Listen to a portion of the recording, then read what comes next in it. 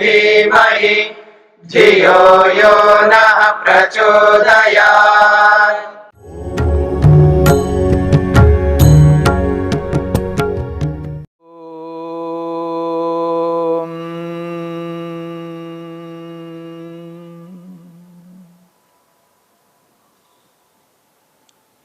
समाधिपाद के 42वें सूत्र से लेकर के 46वें सूत्र तक 4 समापत्तियों की चर्चा हुई है। सवितर्का, निर्वितर्का, सविचारा और निर्विचारा। इन 4 समापत्तियों को लेकर के जो बातें कही हैं और इन समापत्तियों में जिन जिन पदार्थों का साक्षात्कार होता है, और वह भी जो साक्षात्कार होता है वो मन के माध्यम से होता है।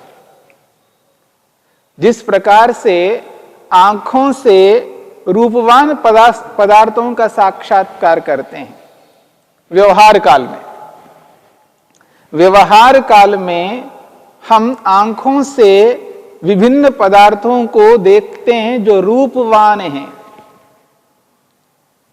जिनमें रूप नहीं है,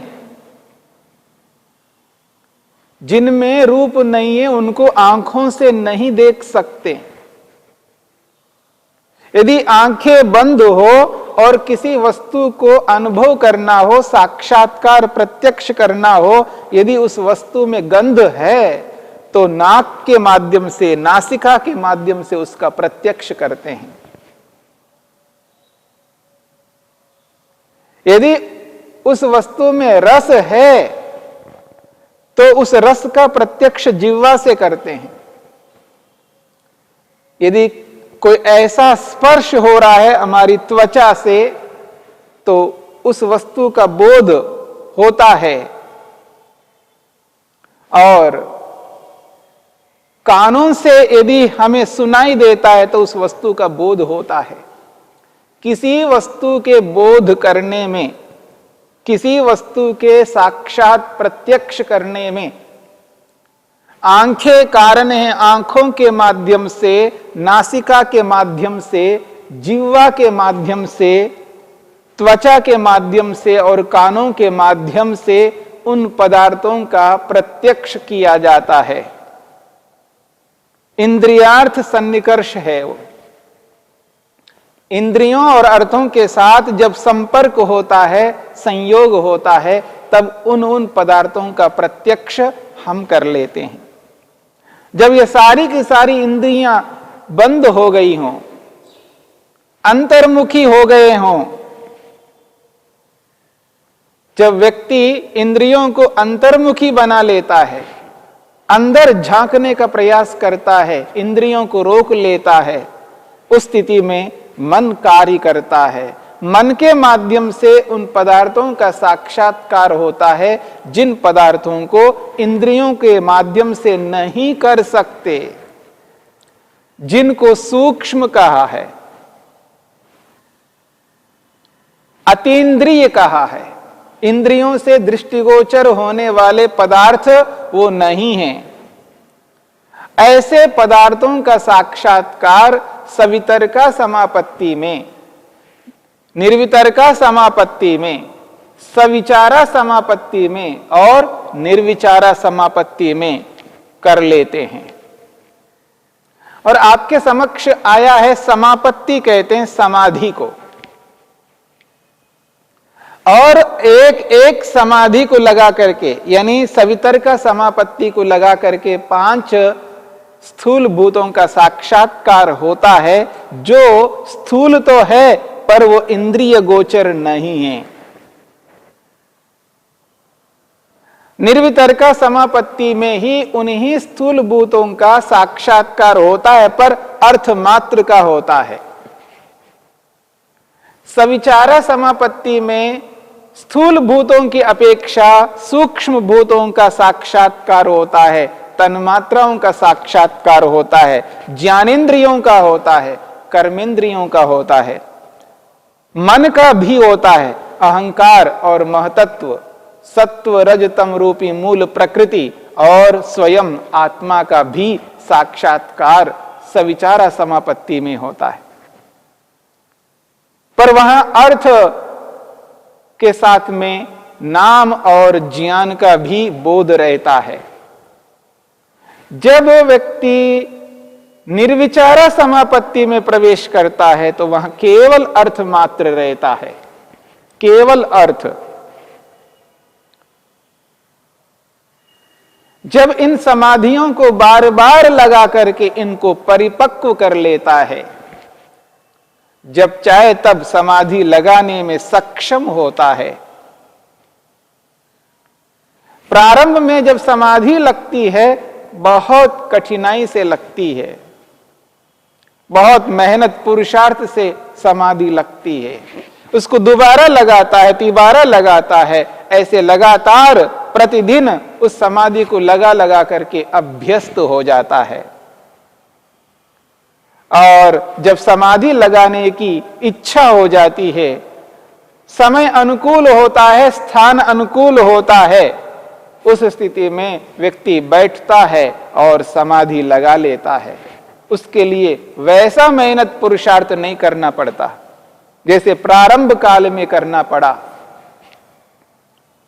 तो सवितर का समापत्ति, निर्वितर का समापत्ति, इनको बार बार लगा लगा करके परिपक्व कर लेता है और फिर सूक्ष्म विषयों में प्रवेश करके सविचारा समापत्ति और निर्विचारा समापत्तियों को भी लगा लगा करके परिपक्व कर लेता है। और इन चार समापत्तियों में अंतिम समापत्ति है जिसका नाम है निर्विचारा समापत्ति। इस निर्विचारा समापत्ति को लेकर के अगले सूत्र में स्पष्ट किया जा रहा है, 47वें सूत्र में। महर्षि पतंजलि ने 47वें सूत्र को इस रूप में प्रस्तुत किया है, निर्विचार वैशारद्ये अध्यात्म प्रसादः। निर्विचार वैशारद्ये अध्यात्म प्रसादः। निर्विचार नामक जो समापत्ति है, निर्विचारा नाम वाली जो समाधि है, उस समाधि की वैशारद्ये, वैशारद्य कहते हैं स्वच्छता को, निर्मलता को, शुभ्रता को। जब निर्विचारा नाम वाली समापत्ति स्पष्ट हो जाती है, स्वच्छ हो जाती है, निर्मल हो जाती है, उसकी निर्मलता के होने पर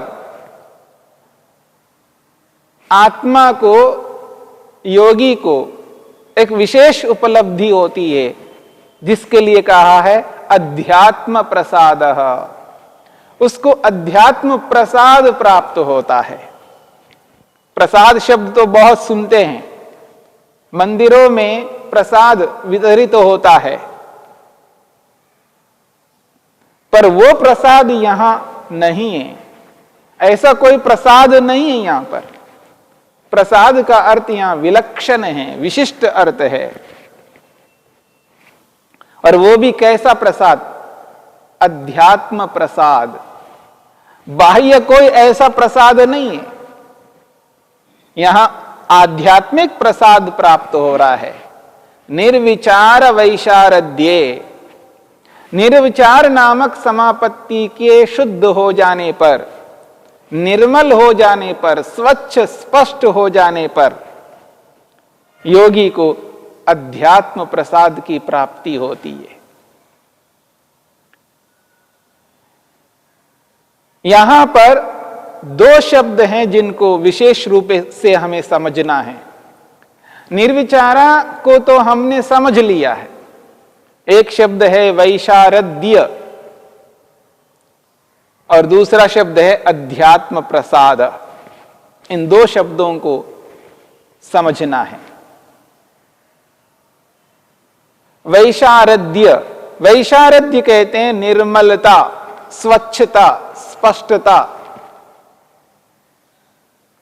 और ये जो स्वच्छता है, निर्मलता है, ये बात कह करके संकेत किया जा रहा है कि अशुद्धि जहां नहीं होती है, बात को समझना है। जहां स्वच्छता की चर्चा हो रही हो, स्पष्टता की चर्चा हो रही है, निर्मलता की चर्चा हो रही है, तो समझ लेना वहां अशुद्धि की बात नहीं हो रही है, वहां अशुद्धि नहीं होती है। जहां अशुद्धि नहीं होती है, गंदगी नहीं होती है, वहां शुद्धि की बात होती है, निर्मलता की बात होती है। मलिनता की बात जहां हो, वहां ये बात नहीं होती है, निर्मलता। जहां मल नहीं है, इसका मतलब है वहां अशुद्धि नहीं है, वहां स्वच्छता है, निर्मलता है। और यहां वैशारद्य का अर्थ है निर्मलता, स्वच्छता, शुभ्रता। इसका अर्थ है कि यहां अशुद्धि नहीं है, अपवित्रता नहीं है, मलिनता नहीं है। और याद रखना, ये जो समापत्ति है, निर्विचारा समापत्ति यानी समाधि, यह समाधि मन से होती है, मन के माध्यम से होती है। ये मन की समापत्ति है। ये जो समापत्ति है, ये मन की समापत्ति है, यानी मन में ऐसी स्थिति आ रही है कि वो मन स्वच्छ हो रहा है, निर्मल हो रहा है। समाधि लगाने पर, निर्विचारा नामक समापत्ति को लगाने पर, समाधि को लगाने पर मन में एक स्वच्छता की प्राप्ति हो रही है, एक निर्मलता की प्राप्ति हो रही है। इसलिए कहा वैशारद्ये। मन की निर्मलता के होने पर, मन निर्मल हो जाने पर, स्वच्छ हो जाने पर, यानी मन मलिन होता है, अशुद्ध होता है, अपवित्र होता है, भाषा के अंदर प्रयोग में लाया जाता है, कहा जाता है इसका मन मलिन है। ये बोला जाता है इसका मन मलिन है। सभी इस बात को जानते हैं, इसका मन बहुत मलिन है, इसका मन गंदगी से युक्त है, इसका मन अशुद्ध है, अपवित्र है।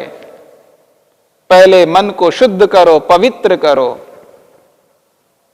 जब कोई बात समझ में नहीं आती, व्यक्ति समझता नहीं है, तो उसको कहा जाता है मन को पवित्र करो, शुद्ध करो, मन को स्वच्छ करो, समझ में आ जाएगा। तो यहां पर कहा जा रहा है वैशारद्ये, वैशारद्य, मन की स्वच्छता, मन की शुभ्रता, मन की मलिनता ना हो, मन में मल ना हो, वैशारद्य की स्थिति आ जाए, पवित्रता की स्थिति आ जाए। और मन पवित्र कैसे होता है, और मन में अपवित्रता किस प्रकार की है?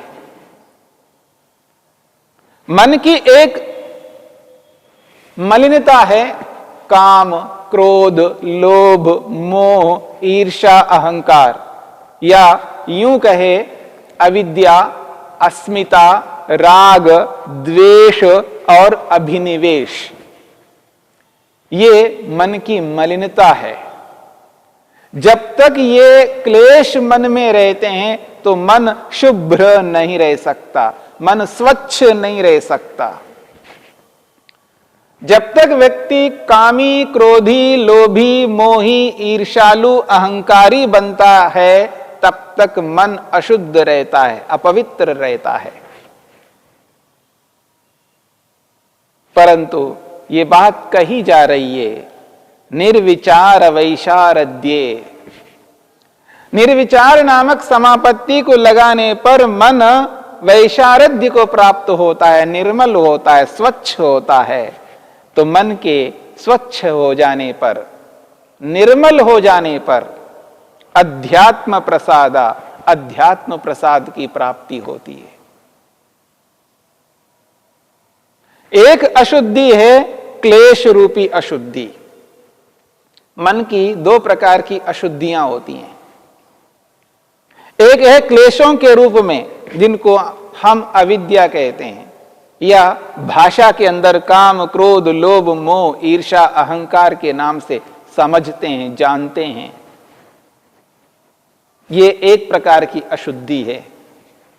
और दूसरी अशुद्धि है रजोगुण और तमोगुण। मन के अंदर जब तमोगुण उभर आता है, रजोगुण उभर आता है, तो मन अशुद्ध होता है, अपवित्र होता है। क्योंकि समाधि जो लगती है वो सत्वगुण की स्थिति में लगती है। जब मन में सत्वगुण ही उभर आता है, रजोगुण और तमोगुण दब जाते हैं, तब समाधि लगती है। अर्थात जब रजोगुण कार्यान्वित होता है, कार्यशील होता है, कार्य करने लगता है, तमोगुण काम करने लगता है, तब समाधि नहीं लगती है। जब तमोगुण रजोगुण दोनों दब जाते हैं और सत्वगुण काम करने लगता है, तब समाधि लगती है। तो एक प्रकार की अशुद्धि है रजोगुण और तमोगुण। इन दोनों प्रकार के स्थितियों में समाधि नहीं लग सकती। समाधि तो तभी लगेगी जब रजोगुण और तमोगुण दबे रहें। ये एक प्रकार की अशुद्धि है। तो कहा जा रहा निर्विचार वैशारद्ये। निर्विचार नामक समापत्ति में वैशारद्य की प्राप्ति हो जाने पर, मन की स्वच्छता निर्मलता हो जाने पर, यानी मन में रजोगुण तमोगुण न रहने पर अध्यात्म प्रसाद की प्राप्ति होती है।